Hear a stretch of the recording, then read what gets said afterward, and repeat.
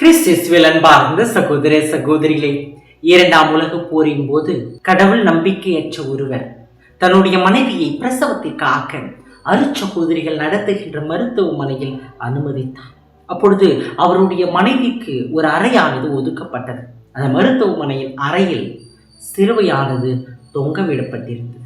அதை பார்த்த அந்த மனிதர் அங்கிருந்த செவிலியரிடம், அந்த சிலுவையை அறையிலிருந்து எடுங்கள் அல்லது என்னுடைய மனைவிக்கு வேறு ஒரு அறையை வழங்குங்கள் என்று கேட்டுக்கொண்டார். அவர்களிடம், பிறக்கப் போகின்ற என்னுடைய குழந்தை துன்பத்தின் அடையாளமான இந்த சிலுவையை பார்க்கக்கூடாது என்று கூறினார். அவர் வார்த்தைக்கிணங்க அவருடைய மனைவிக்கு வேறு ஒரு அறையானது கொடுக்கப்பட்டது. பின்பு அன்று இரவு அவர் மனைவிக்கு குழந்தை பிறந்தது. அப்போது அவர் அந்த செவிலியர்களிடம் குழந்தை எப்படி இருக்கிறது என்று கேட்டார். அதற்கு அவர்கள், குழந்தை நன்றாக இருக்கிறது, நீங்கள் ஆசைப்பட்டபடி உங்களுடைய குழந்தை துயரத்தின் அடையாளமான சிலுவையை மட்டுமல்ல, இந்த உலகத்தின் துயரங்களையும் ஒருபோதும் பார்க்காது, ஏனென்றால் உங்களுடைய குழந்தை பார்வையற்றதாக பிறந்திருக்கிறது என்று கூறினார்களாம்.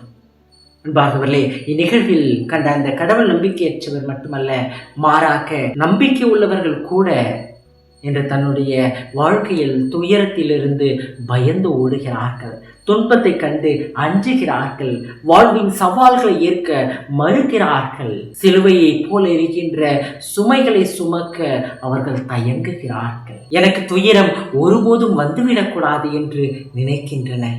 இதுதான் நம்முடைய சமுதாயத்தின் நிலை மற்றும் நமது நிலைப்பாடு.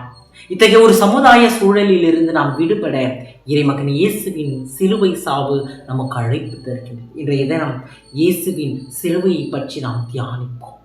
இந்த பாடுகளின் வெள்ளியில், இந்த புனித பெரிய வெள்ளியில் இயேசு சிலுவையில் தன் உயிரை நமக்காக தியாகம் செய்தார். இன்றைய முதல் வாசகத்தில் இறைவாக்கினர் எசையா இயேசுவை மெய்யாகவே அவர் நம் பிணிகளை தாங்கிக் கொண்டார், நம் துன்பங்களை சுமந்து கொண்டார். நாமோ அவர் கடவுளால் வதைக்கப்பட்டு நொறுக்கப்பட்டவர் என்றும் சிறுமைப்படுத்தப்பட்டவர் என்றும் எண்ணினோம்.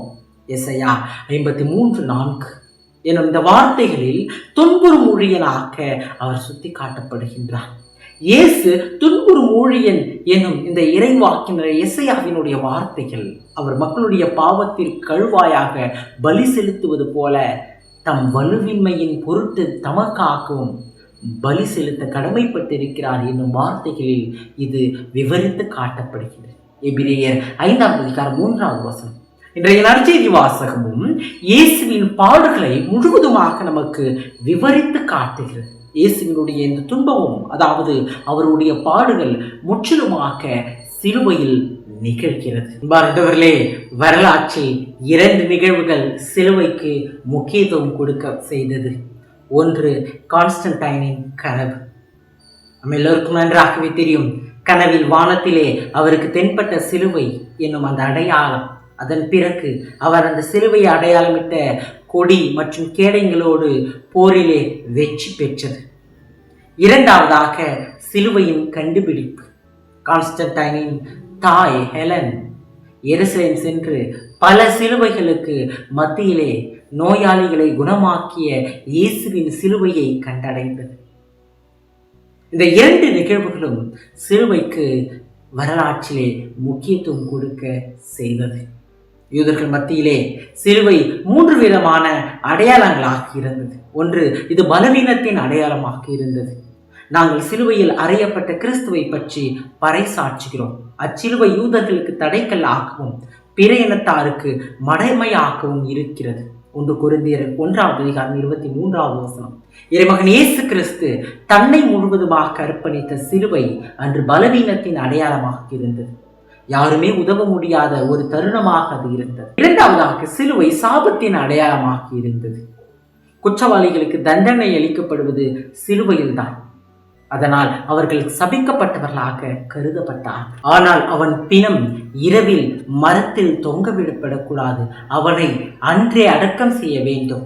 ஏனெனில் தொங்கவிடப்பட்டவன் கடவுளால் சபிக்கப்பட்டவன். நீயோ உன் கடவுளாகிய ஆண்டவர் உனக்கு உரிமை சொத்தாக கொடுக்கும் நாட்டை தீட்டுப்படுத்தாயே. சாவுக்கு ஏதுவான பாவம் செய்த மனிதன் சாகடிக்கப்பட்ட பின் அவனது பிணத்தை ஒரு மரத்திலே தொங்கவில்லை. இணைச்சட்டம் 21வது அதிகாரம் 22, 23 என்னும் பழைய ஏற்பாட்டினுடைய வார்த்தைகள் இதற்கு சான்றாக இருக்கின்றது. மூன்றாவதாக சிலுவை வாழ்வு முடிந்துவிட்டதனுடைய அடையாளமாக இருக்கின்றது. கயவா என்பவர் அவர்களுள் ஒருவர், அவர் அவ்வாண்டின் தலைமை குருவாயிருந்தார். அவர் அவர்களிடம், உங்களுக்கு ஒன்று தெரியவில்லை, இனம் முழுவதும் அழிந்து போவதை விட ஒரு மனிதன் மட்டும் மக்களுக்காக இறப்பது நல்லது என்பதை நீங்கள் உணரவில்லை என்று சொன்னார். யோவான் 13வது அதிகாரம் 49 மற்றும் 50வது வசனங்கள். இயேசுவின் வாழ்வை முடித்துவிட வேண்டும் என்று நினைத்தவர்கள் அவரை சிலுவையில் அறைந்துவிட எண்ணினார்கள். ஏனென்றால் சிலுவையில் அறைவது என்பது வாழ்வு முடிந்துவிட்டது என்பதன் அர்த்தம்.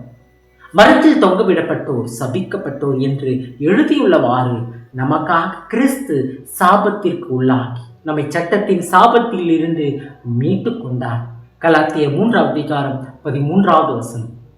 எனும் பவுலடிகளார்களுடைய இந்த வார்த்தைக்கேற்ப சாபத்தின், பலவீனத்தின் மற்றும் வாழ்வே முடிந்துவிட்டதனுடைய அடையாளமாக இருந்த சிலுவை என்று உலகின் பாவங்களை போக்குவதன் அடையாளமாக மற்றும் கிறிஸ்தவர்களுடைய அடையாளமாக மாறியிருப்பது இயேசுவினுடைய பாடுகளாலும் மற்றும் சிலுவை சாவாலும் தான். ஒரு முறை அப்பா தனது மக்களை ஒரு ஆலயத்திற்கு அழைத்து சென்றார். அப்பொழுது ஆலயத்தில் இருந்த அந்த சிலுவையை பார்த்து சிறுமி, அப்பா, ஏன் இயேசுவிற்கு பின்னால் ஒரு கூட்டல் குறியும் ஒரு கழித்தல் குறியும் இருக்கிறது என்று மழலைத்தனத்திலே கேட்டாளாம். அதற்கு அந்த தந்தை சற்றே யோசித்து, இயேசு நம்முடைய பாவத்தை நம்மிடமிருந்து கழித்து இறையொருளை நமக்கு கூட்டி சேர்ப்பவராக இருக்கிறார், அதனால் தான் இயேசுவிற்கு பின்னால் ஒரு கூட்டல் குறியும் கழித்தல் குறியும் இருக்கிறது என்று சொன்னாராம். இயேசு சிலுவை சாவின் வழியாக நம்முடைய பாவங்கள் அனைத்தையும் நம்மிடமிருந்து கழித்து நமக்கு மீட்பை, அதாவது பொது வாழ்வை தரும் இறையொருளை கூட்டி சேர்ப்பவராக இருக்கின்றார். நாம் இயேசுவை பின்பற்றி அவருடைய செய்தராக மாற, நம்முடைய வாழ்வின் துயரங்களை, அதாவது சிலுவைகளை ஏற்று வாழ, என்னை பின்பற்ற விரும்பியும் எவரும் தன்னலம் துறந்து தம் சிலுவையை தூக்கி கொண்டு என்னை பின்பற்றட்டும், மார்க்கு 8:34 என்று கூறுவதைப் போல இன்றைக்கு நாமும் அழைப்பு பெறுகின்றோம். இதைத்தான் மற்றொரு பகுதியிலும் இயேசு தன்னுடைய சீடர்களை பார்த்து, நான் குடிக்கப் போகும் துன்பக் கிண்ணத்தில் உங்களால் குடிக்க இயலுமா? மத்தேயு நற்செய்தி 20வது அதிகாரம் 22வது வசனத்திலே குறிப்பிடுகின்றார். அன்பார்ந்தவர்களே, நமது வாழ்வின் துன்பத்தை, அதாவது சிலுவைகளை ஏற்றுக்கொள்ளும் ஒரு மனநிலை இன்று நமக்கு தேவை. என்று நாம் எதிர்பார்ப்பதெல்லாம் துன்பமில்லாத ஒரு வாழ்வு. நம்முடைய வாழ்க்கையில் நாம் துன்பம் இல்லாமல் மகிழ்ச்சியாக வாழ வேண்டும் என்பதை தான் நாம் நினைக்கின்றோம். ஆனால் நமது வாழ்க்கை இன்பமும் துன்பமும் நிறைந்த இரண்டு பக்க நாணயம் என்பதை உணர்ந்து பார்ப்பதே கிடையாது. நம் வாழ்வின் சிலுவைகள் வாழ்வு தருவதாக உள்ளது. ஆதாமிடம் இறைவன் நிச்சய வியர்வை நிலத்தில் விழ உழைத்து வாழ அழைப்பு கொடுக்கின்றார். யோபு துன்பத்தை ஏற்று அனைத்தையும் இழந்ததால் தான் இறைவனில் இணைத்தார். கோதுமை மணி மண்ணில் மடிந்தால் தான் மிகுந்த பலனை அளிக்கும் என்கின்றார் இயேசு. ஊதறிமைந்தன் உமையில் இளைய மகன் துன்பத்தை ஏற்றவுடன் தான் வாழ்வை உணர்கின்றார். இவை அனைத்திற்கும் மேலாக இயேசுவின் சிலுவை சாவு நமக்கு பாவத்தில் இருந்து விடுதலையை கொடுத்தது. மெழுகு உருகுவதால் தான் ஒளி கிடைக்கிறது. கல் ஒளி கொண்டு அடிப்படுவதால் தான் சிற்பமாக மாறுகிறது. விதை வதிவதால் தான் செடி வளர்கிறது. ஒவ்வொரு புது வாழ்வுக்கும் சிலுவை என்னும் துன்பங்கள் அடித்தளமாக இருப்பதை பார்க்கின்றோம். அன்பார்ந்தவர்களே, புனித அல்போன்சா தன்னுடைய வாழ்வில் சிலுவை என்னும் துன்பத்தை ஏற்றுக்கொண்டதால் தான், கிறிஸ்துவின் சிலுவை துன்பத்தில் தன்னை இணைத்துக் கொண்டதால் தான் திருவையில் புனிதையாக உயர்த்தப்பட்டு இருக்கின்றார். திரு அவையின் அனைத்து மறைசாட்சியர்களும் புனிதர்களும் தங்களுடைய வாழ்க்கையில் ஒரு நிலையில் துன்பத்தை தங்களுடைய வாழ்க்கையிலே உணர்ந்து ஏற்றுக்கொண்டார்கள். கிறிஸ்துவில் அவர்கள் புது வாழ்வு பெற்றார். அன்பார்ந்தவர்களே, ஒரு முறை குருவானவர் ஜெப வழிபாட்டில் எல்லோரும் உங்களுடைய சிலுவையை உயர்த்தி பிடியுங்கள் என்று கூறிய பொழுது ஒருவர் மட்டும் தன்னுடைய மனைவியை தூக்கி பிடித்தார். இன்றைக்கு நம்முடைய மனைவி, கணவர், பெற்றோர், பிள்ளைகள், சகோதர சகோதரிகள், நண்பர்கள், உற்றார் உறவினர்கள், எதிர் வீட்டுக்காரர், நமக்கு கொடுக்கப்பட்டுள்ள பொறுப்புகளை என யாவற்றையும் நாம் துன்பமாக நினைக்கின்றோம். நாம் அதனால் கிடைத்து பெறுகின்ற இந்த புது வாழ்வை பெறாமலே போகின்றோம். நமது வாழ்க்கையில் எல்லோரும் நமக்கு இறைவனால் கொடுக்கப்பட்ட கொடைகள், நம்முடைய பொறுப்புகள், இறைவனால் நமக்கு கொடுக்கப்பட்ட வாய்ப்புகள் என்பதை நாம் உணர வேண்டும். இன்றைக்கு நம்முடைய கணவன், மனைவி, பிள்ளைகள், பெற்றோர் மற்றும் உடன் பிறந்தவர்களை, குறிப்பாக வயதானவர்கள் மற்றும் நோயாளிகளை சிலுவையாக நாம் நினைக்காமல் அவர்கள் இறைவனால் நமக்கு கொடுக்கப்பட்ட கொடைகள். இந்த சிலுவைகள் நம்முடைய வாழ்வை வலுப்படுத்தக்கூடிய சக்திகள் என்பதை உணர்ந்து இந்த சிலுவையை ஏற்று வாழ்வதற்கு அழைப்பு பெறுகின்றோம்.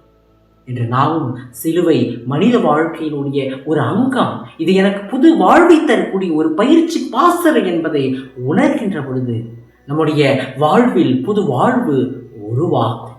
இதை நம்முடைய வாழ்க்கையிலே உணர்கின்ற ஒரு மனநிலையை இன்றைய நாளிலே நாம் ஏற்று அத்தகைய ஒரு உணர்வோடு நாம் திருச்சிலுவையை முத்தமிடுவோம், ஆராதிப்போம். இறைவன் நம் ஒவ்வொருவரையும் ஆசீர்வதிப்பார்.